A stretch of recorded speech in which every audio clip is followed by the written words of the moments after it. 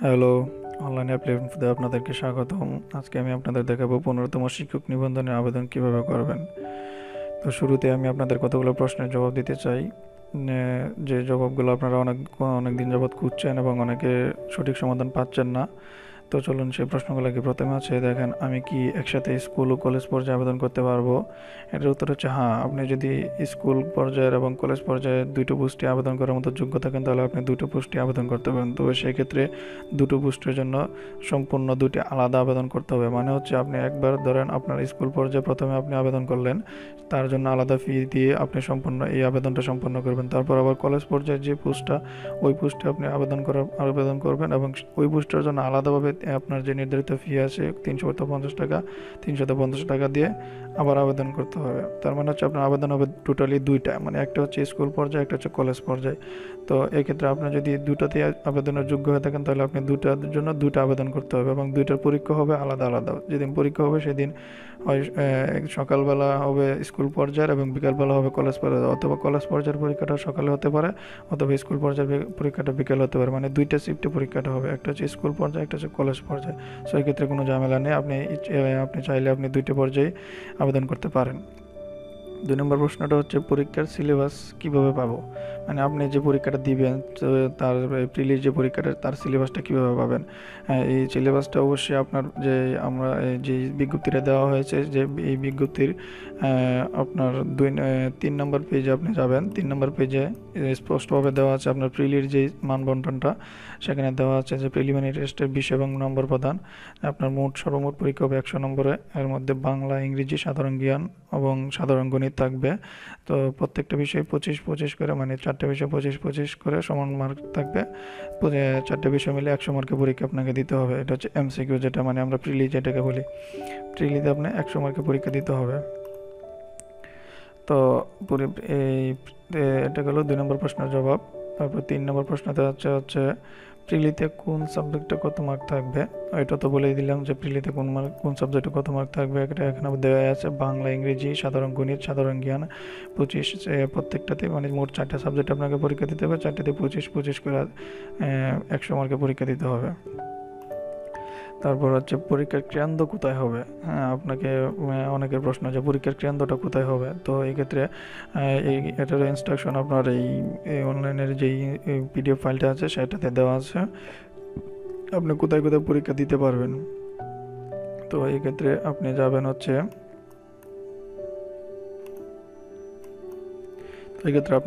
PDF ফাইলের 13 নম্বর পেজে। 13 নম্বর পেজে গেলে পরে এরকম একটি পেজ আছে। 19 নম্বর যে অপশনটা, সেখানে দেওয়া আছে আপনি কোথায় কোথায় প্রিলি টেস্টের কেন্দ্রগুলো কোথায় আছে, যে লিখিত পরীক্ষার কেন্দ্র কোথায় এবং প্রিলি টেস্টের কেন্দ্র কোথায়। আপনার প্রিলিতে যে টেস্ট যে কেন্দ্রগুলো আছে সেগুলোর নাম এদিকে দেওয়া আছে। আপনি আপনার ইচ্ছা অনুযায়ী, আপনার সুবিধা মতো আপনি যে কোনো জায়গায় আপনি পরীক্ষা দিতে পারবেন। এটা আপনার অনলাইন অ্যাপ্লিকেশন করার সময় আপনি ফিল আপ করে দিবেন, যেখানে সিলেক্ট করে দিবেন সেখানে আপনার পরীক্ষা হবে। তো সকল প্রশ্নের জবাব তো আমি দিয়ে দিলাম। তো এখন চলুন আপনাদেরকে আমি প্র্যাকটিক্যালি দেখাবো কিভাবে আপনি আসলে আবেদনটা করবেন।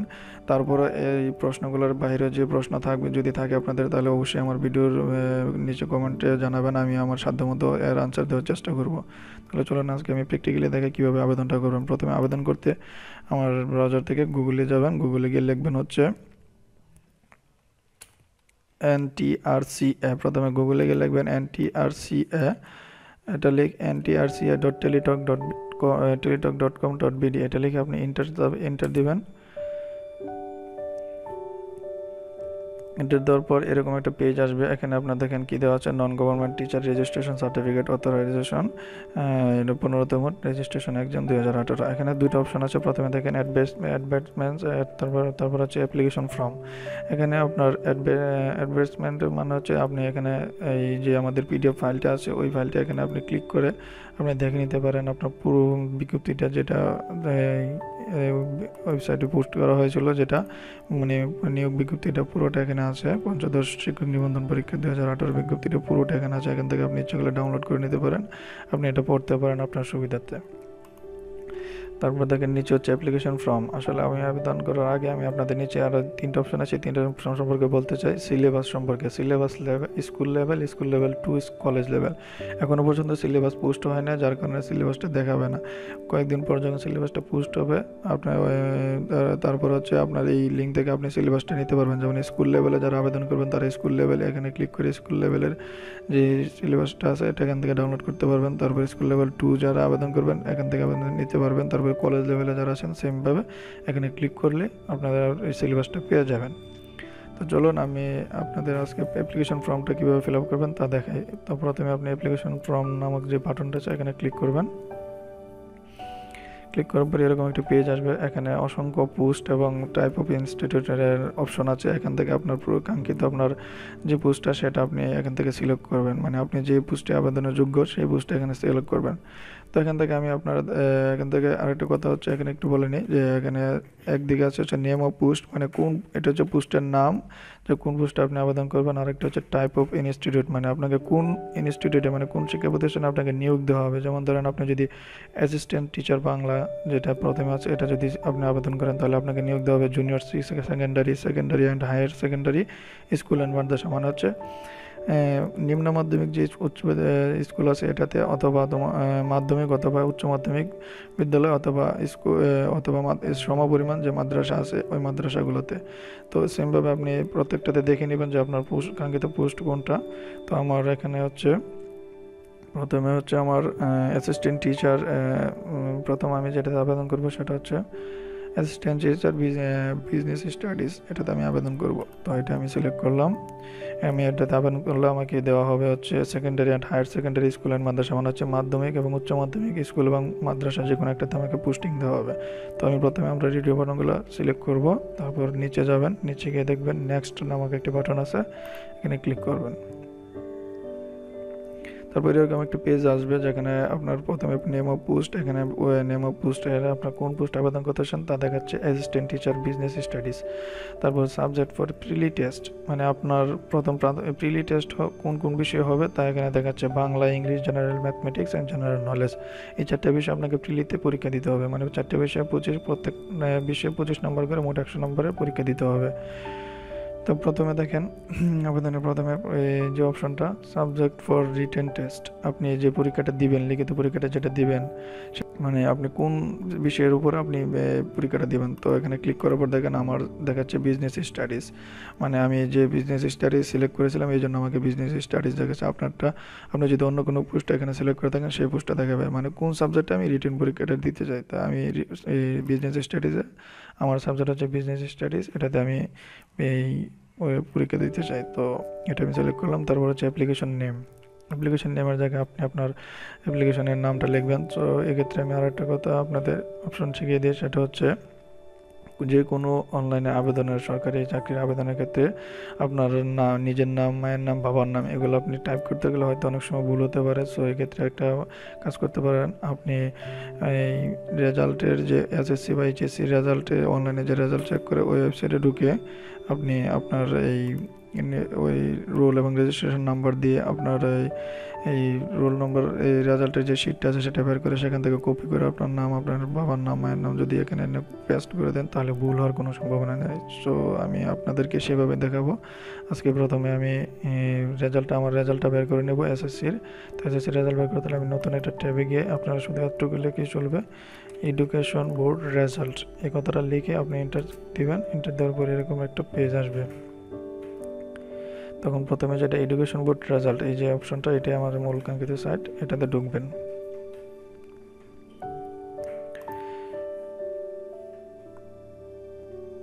এটাতে ঢুকে এখান থেকে আপনি এসএসসি বা এইচএসসি যে কোনো একটা নিলে হলো। আমি এসএসসিটা নিব, এসএসসি সিলেক্ট করবেন, ইয়ারটা এসএসসি পাসের ইয়ারটা আমি এখানে দেবো। তারপর বোর্ড, আমার বোর্ড হচ্ছে ঢাকা, রোলটা আমি এখানে দেবো রোল, তারপর হচ্ছে আমার রেজিস্ট্রেশন, তারপর এখানে কোডটা, তারপর সাবমিট দিলাম। তো এখান থেকে আমি আমার এই এসএসসির যে মার্কশিটটা সেটা পেয়ে গেছি। এখানে আমার ফাদার্স নেমটা সেম, আমি এই জায়গা থেকে কপি করে আনবো ফাদার্স নেম, এটা দিয়ে দিলাম। তারপর হচ্ছে মাদার্স নেম, আমার মায়ের নামটা আমি এখান থেকে কপি করে এনে এখানে দিয়ে দেব। তো তারপর হচ্ছে ডেট অফ বার্থ, আমার ডেট অফ বার্থটা এখান থেকে আমি দেখে দেখে দিয়ে দেবো, আমার যা মুখস্থ আছে। তারপর আমি দেখে দেবো 30/11/1995। ডেটটা হবে 30, মান্থ হবে 11, বছরটা হবে 1995।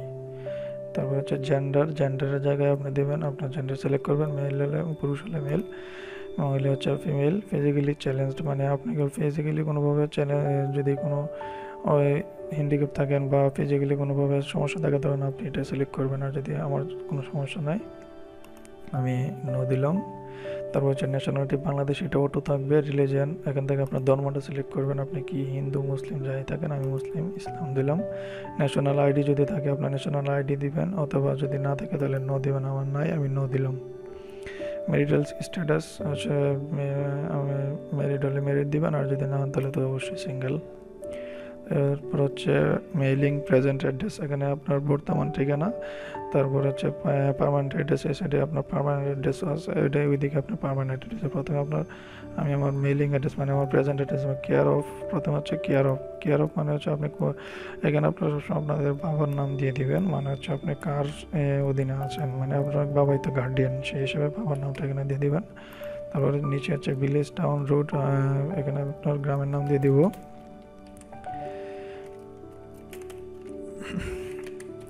মানে আমার গ্রামের নাম দিলাম। তারপর হচ্ছে নিচে ডিস্ট্রিক্ট, আমার ডিস্ট্রিক্ট সিলেক্ট করবেন এখান থেকে, যার কিশোরগঞ্জ ডিস্ট্রিক্ট, আমি কিশোরগঞ্জ সিলেক্ট করলাম। তারপর হচ্ছে আমার থানা, তারপর হচ্ছে আপনার পোস্ট অফিস, এখানে পোস্ট অফিস দিবেন, আমার পোস্ট অফিস আমি দিলাম। তারপর হচ্ছে পোস্ট কোড, আপনারা যদি জানা থাকে তাহলে দিয়ে দিবেন, আমারটা আমি জানি 3300, এটা দিয়ে দিলাম। সো এক্ষেত্রে তারপর দেখেন এদিকে আছে পার্মানেন্ট অ্যাড্রেস, এখানে আপনার পার্মানেন্ট অ্যাড্রেস দেবেন। যদি আপনার পার্মানেন্ট অ্যাড্রেস আর প্রেজেন্ট অ্যাড্রেস যদি সেম হয় তাহলে এখানে একটা অপশন আছে সেম এজ প্রেজেন্ট অ্যাড্রেস, মানে এখানে টিকমার্কটা দিয়ে দিলে আপনাকে আর এখানে লিখতে হবে না নতুন করে, ওটু প্রেজেন্ট অ্যাড্রেস থেকে পার্মানেন্ট অ্যাড্রেসে এসে বসে যাবে। মোবাইল নাম্বার, নিচে হচ্ছে মোবাইল নাম্বার, আমার মোবাইল নাম্বার দেবো। তারপর আবার দেখুন কনফার্ম মোবাইল নাম্বার, আমার মোবাইল নাম্বারটা কনফার্ম করতে বলছে। তো এক্ষেত্রে বলতে একটা কথা বলে রাখি, আপনার মোবাইল নাম্বারটা খুব সাবধানে দেবেন, কারণ এই মোবাইল নাম্বারটা আপনার সব কিছু থাকবে এটাতে। আপনার তারা SMS পাঠাবে পরীক্ষার অ্যাডমিট তোলার সময়, তারপর রেজাল্টের সময় সব কিছু আপনার মোবাইলেই কানেক্টেড থাকবে। তো এক্ষেত্রে আপনার মোবাইল নাম্বারটা খুব ভালোভাবে দেখে একদম বুঝে শুনে দিবেন ঠিকঠাক আছে কিনা। তারপর এখানে হচ্ছে ইমেল নাম্বার, আপনার যদি কোনো ইমেল থাকে ইমেলটা দিয়ে দিবেন এখানে। আমার ধরেন আমি এখানে ইমেল নাম্বারটা দিয়ে দিলাম। তারপর হচ্ছে নিচে আছে একাডেমিক কোয়ালিফিকেশন আপনার প্রথমে হচ্ছে SSC ওর ইকুইভ্যালেন্ট, মানে এখানে যা যা দিবেন সব হচ্ছে আপনার SSCর তথ্যগুলো। এখানে SSC ইকুইভ্যালেন্টের মধ্যে আপনি এখানে যা যা তথ্য দেবেন সব কিছু হচ্ছে আপনার SSC ইনফরমেশন। প্রথমে হচ্ছে এক্সামিনেশন, এখানে সিলেক্ট করবেন আপনার এক্সামিনেশনটা কি, SSC হলে SSC, মাদ্রাসা থেকে হলে দাখিল, তারপর ভোকেশন হলে ভোকেশন আপনি, আমার হচ্ছে SSC, আমি SSC দিব। তারপর বোর্ড, এখানে আপনি SSC কোন বোর্ড থেকে পাস করেছেন তা দিবেন। তারপর হচ্ছে রোল নাম্বার, আমি আমার রোল নাম্বারটা দিলাম।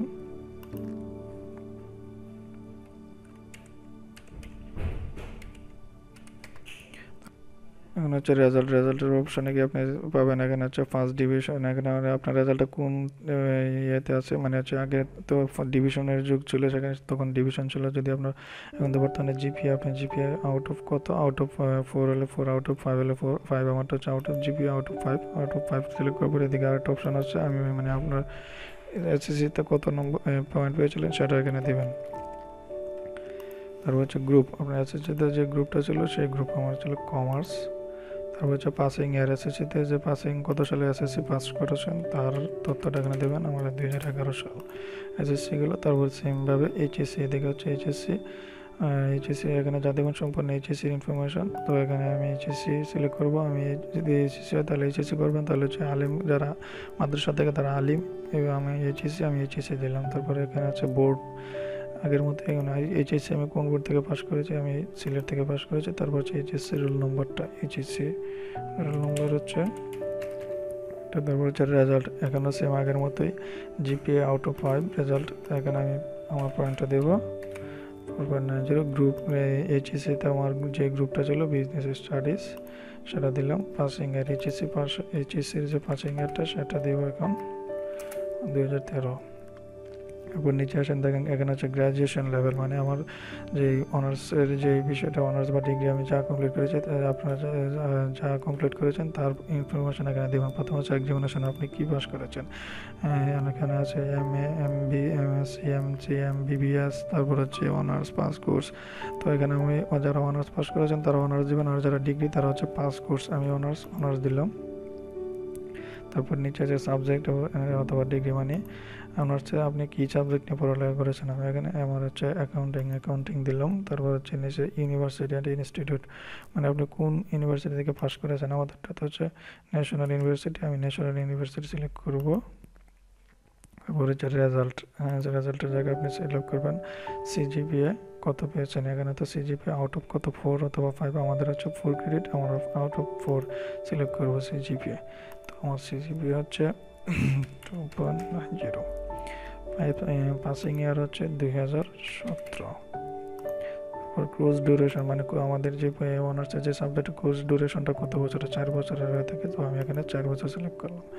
তারপর নিচে আছে মাস্টার্স ডিগ্রি, এখানে একটা অপশন আছে দেখেন ইফ অ্যাপ্লিকেবল, মানে হচ্ছে যদি আপনি মাস্টার্স পাস করে থাকেন তাহলে আপনি এটাতে টিক মার্ক দিবেন। টিক মার্ক দেওয়ার পর আপনি এখানে মাস্টার্সের যেই ডকুমেন্টসগুলো আছে সেম সবগুলো দিবেন মাস্টার্স যদি পাস করে থাকেন। আর যদি মাস্টার্স না পাস করে থাকেন তাহলে এটাতে কোনো টিক মার্ক দেওয়ার দরকার নেই, এটা এভাবেই থাকবে।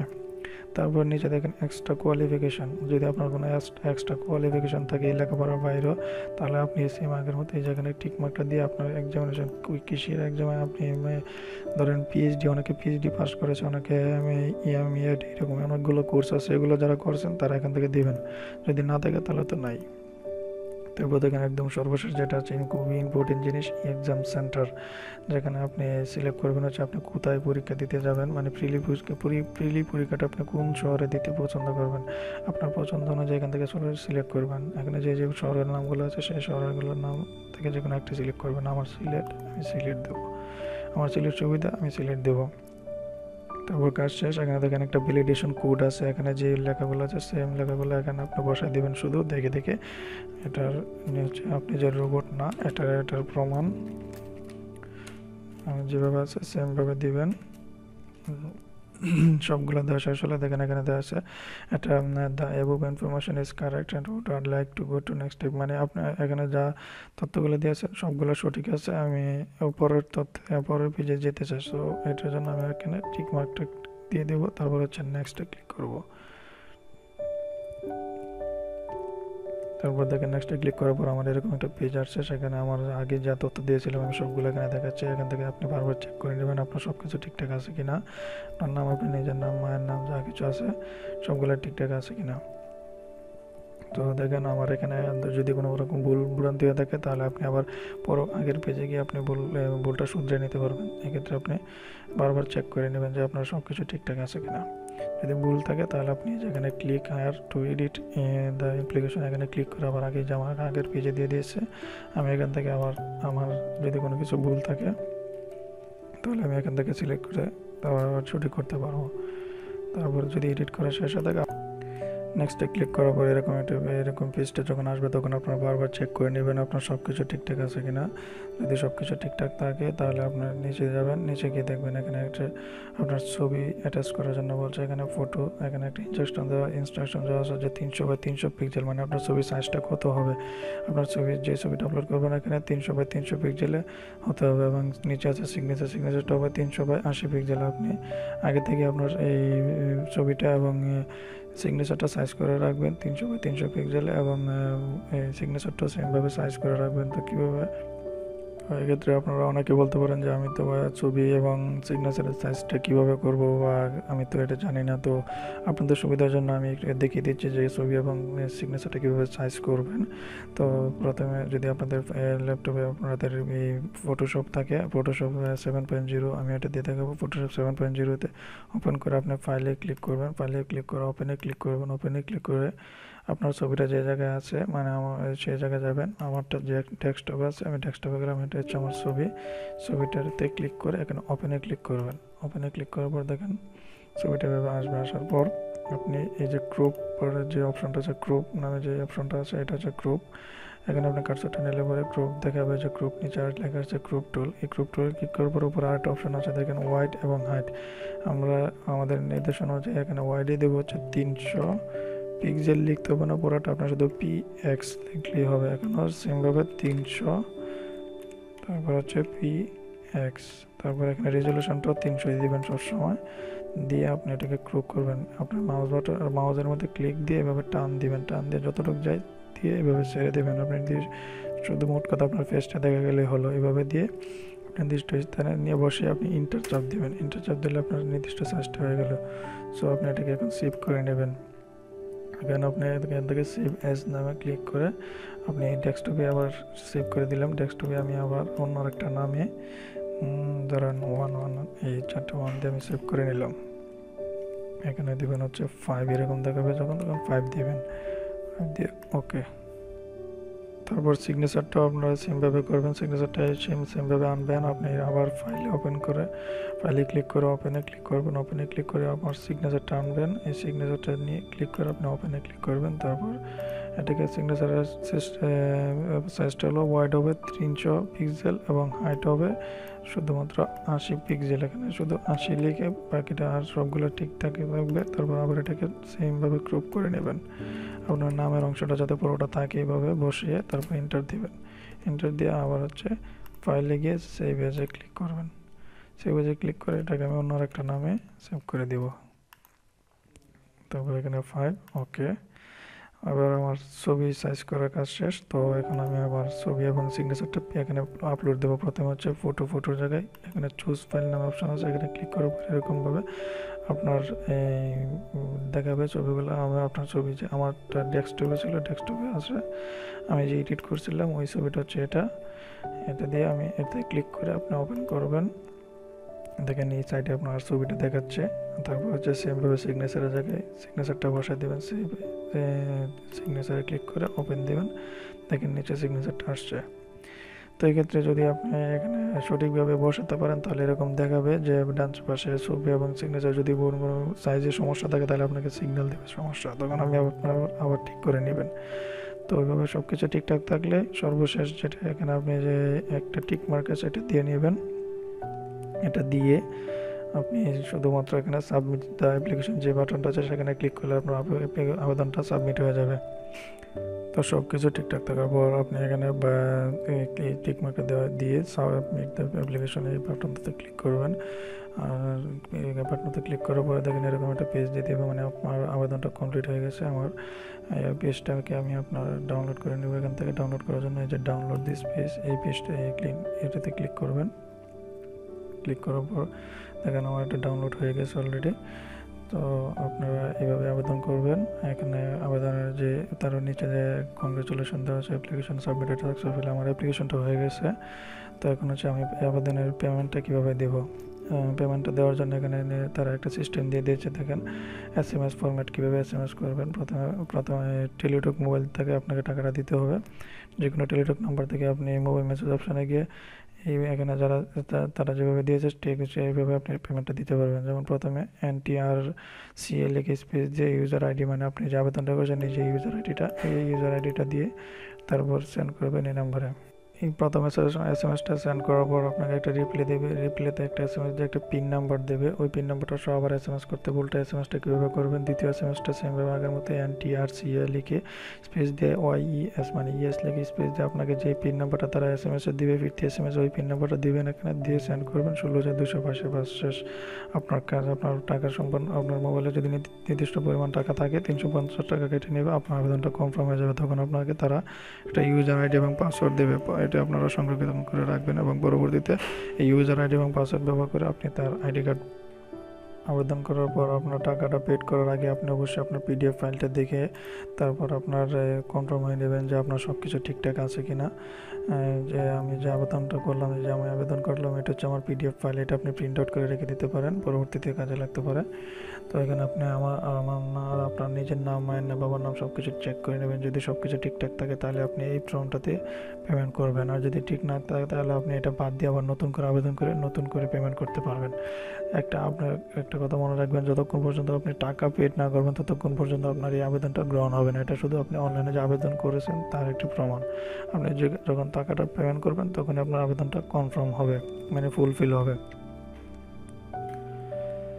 সো বন্ধুরা, আপনারা তো দেখলেন কীভাবে আবেদনটা করবেন। যদি আমার এই ভিডিওটি ভালো লেগে থাকে তাহলে অবশ্যই লাইক, কমেন্ট এবং শেয়ার করবেন। আর অবশ্যই আমার চ্যানেলে সাবস্ক্রাইব করবেন। আর যদি কোনো কিছু জানার থাকলে তাহলে অবশ্যই ভিডিও নিচে কমেন্টস করবেন, আমি আমার সাধ্যমতো তার উত্তর দিতে চেষ্টা করব।